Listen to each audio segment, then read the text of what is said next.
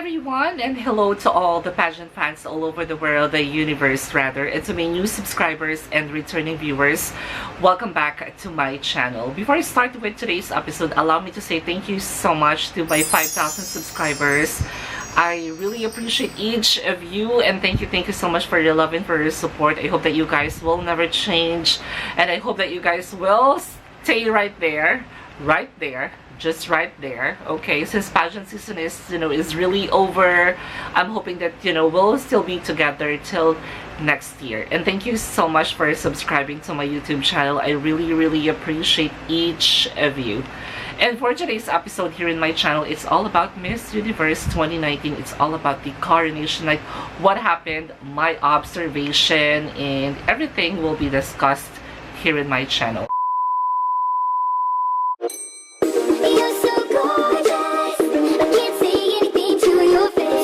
For today's episode here in my channel, it's all about Miss Universe 2019, and I don't know where to start. Just to be honest with you guys, I didn't see it. It's really coming. Let's start now with my first review. Okay, let's start muna sa production ng Miss Universe 2019. Okay naman sa akin yung may dance number sila, but I find it boring. Siguro mas okay yung live intro sana while these candidates are actually walking. Another exposure sana for all the candidates, or more exposure aside sa pagpapakilala per continents or per region. Let's start with the host for today's coronation night. It was actually Steve Harvey. Sobrang daming airtime ni Steve Harvey at first, and somehow sarcastic siya in some way.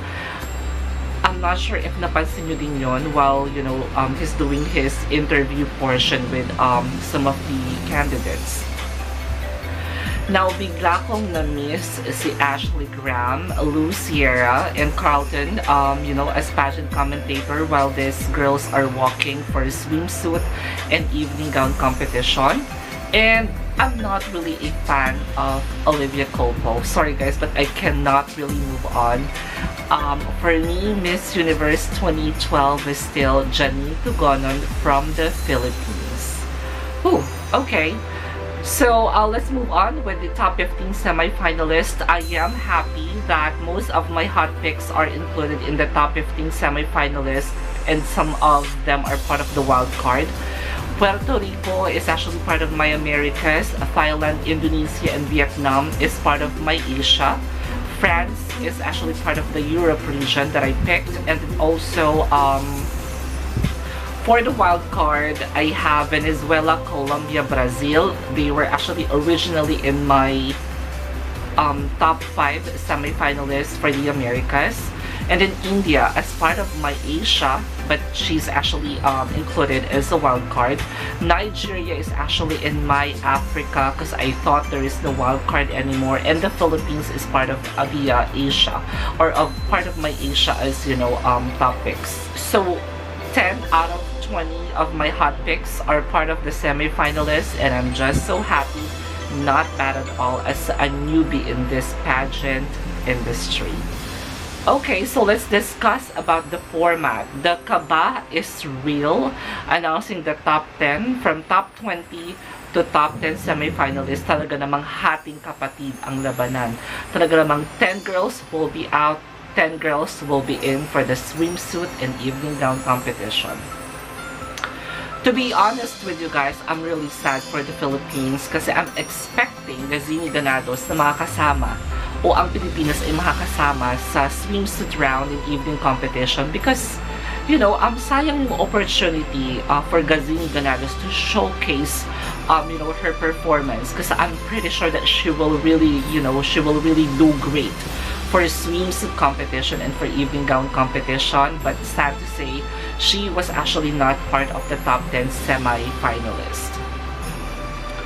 Alright, so let's move on to the top 5 semi-finalists. For Colombia, ever since I was rooting for her, I want to share you guys a story because prior to Binibini Pilipinas, my first love is really Gabriela Tafor, because with the first time that I saw her on Instagram as the new representative of Colombia in Miss Universe.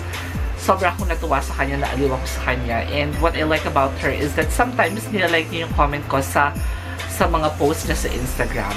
So, I just want to tell you guys that ever since I was actually rooting for her, I couldn't help but notice that, you know, her performance for both rounds are not so perfect as her predecessors.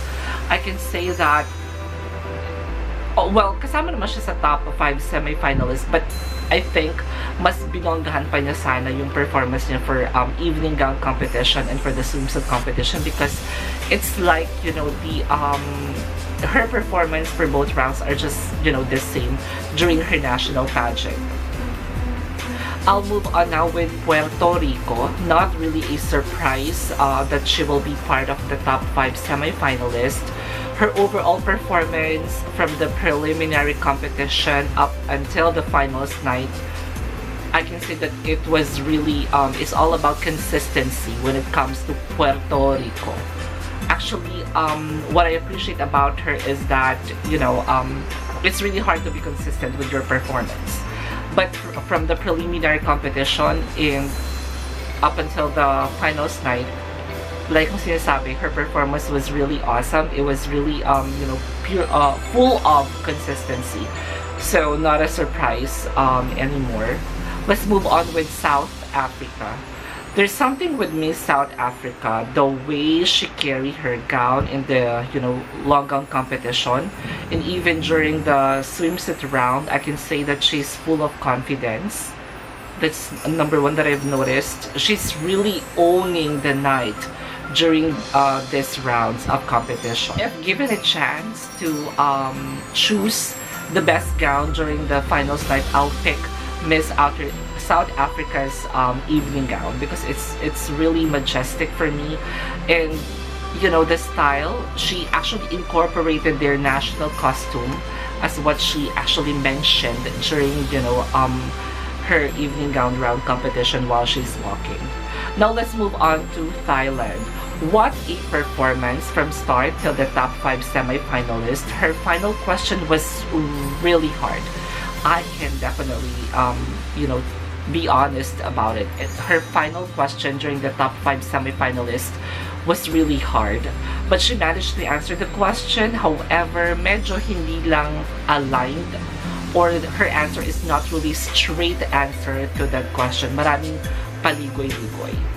For Mexico, Mexico was really a big surprise for me. I want to be honest with you guys that I actually underestimated this Latina beauty queen. Based on her uploaded pictures and performance during the preliminary competition, for me it's just, you know, an ordinary performance, not an extraordinary one. That's why I did not include her in any of my top picks even before. But this Latina can really do the talk. You know, I'm really amazed because, you know, she speaks so well. And yeah, I think, you know, ang naalala ko sa kanya is Lupita Jones, yung parang pinabatang version ni Lupita Jones right now. And congratulations as well to Mexico. So with the top 5 semi-finalists, I was really surprised because OMG, lahat sila is magagaling. But you can actually notice kung sino talaga yung tatatak sa mga judges. Sino yung mas nagbigay ng in-depth, you know, answer sa tanong na binato sa kanila. And for that, I have to really say that Mexico, Puerto Rico, and South Africa did a great job. And that time, naisip ko na, oops, medyo tagilid tayo ngayon. No Colombia and no Thailand for the top 3 semi-finalists. And it happened!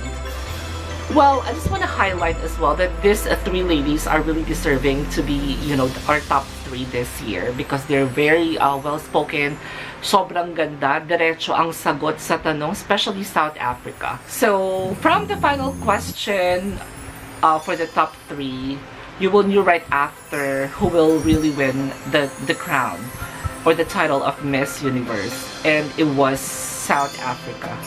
But I'm actually expecting that it would be any of the 2 Latinas, to be honest with you. Let's talk about Catriona Gray. I am so happy with her final walk because, you know, she was able to wear the Mikimoto crown as part of her final walk, and you know, she's very beautiful while walking. You know, such a pride, of course, of the Philippines. Well, I just want to be fair with South Africa when it comes to question and answer portion during the top 5 and their same question for the top 3 and her final word. It's very remarkable. At yung mga statements ng mga beauty queen na talaga namang tatatak sa bawat isa sa atin. Well, she speaks so well. She's very articulate. She's very articulate, and I can say that South Africa can, you know, really represent the Miss Universe organization so well. So that'll be all for today's episode here in my channel. I want to say thank you so much, guys, for watching this episode. Tell me more about your pageant insight about the newly crowned Miss Universe 2019 from South Africa. Thank you so much, guys, for watching. Till next time, I love you all.